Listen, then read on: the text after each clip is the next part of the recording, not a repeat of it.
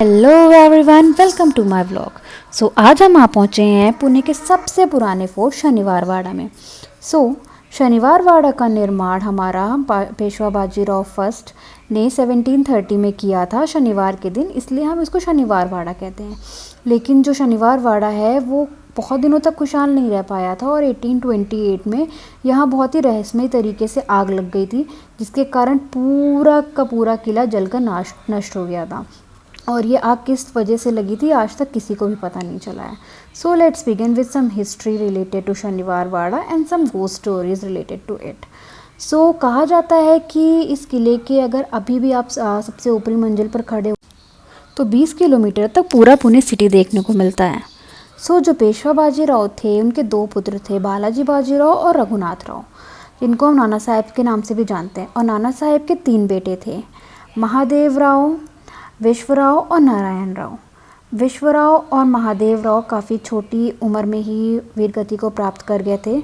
और उसके बाद जो नारायण राव थे वो सबसे छोटे शासक बने थे मराठा साम्राज्य के, सिर्फ 17 साल के थे वो उस वक्त। लेकिन जो उनके काका थे, काका रघुनाथ और काकी आनंदीबाई थी, वो उन्हें मारना चाहते थे और ख़ुद रघुनाथ की गद्दी पर बैठना चाहते थे।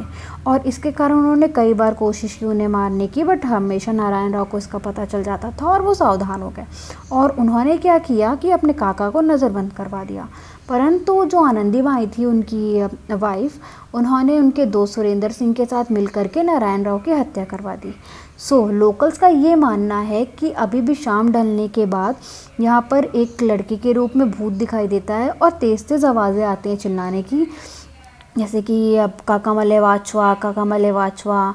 तो लोगों का ये मानना है कि वो नारायण राव की आवाज़ है। जब उन्हें मारा जा रहा था तो वो तेज़ तेज़ से चिल्ला रहे थे और मदद के लिए गुहार लगा रहे थे, लेकिन उनकी किसी ने भी सहायता नहीं की।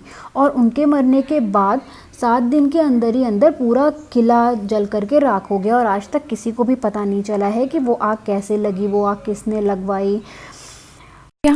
क्या शनिवार वाड़ा अपने समय में भारत की राजनीति में प्रमुख स्थान रखता था, लेकिन आज यह भारत के डरावनी और रहस्यमयी जगहों में प्रमुख स्थान रखता है। कई लोगों का मानना है कि यहाँ पर आज भी उनकी आत्मा भटकती रहती है और मदद की गुहार लगाती रहती है। But it's a good place to visit.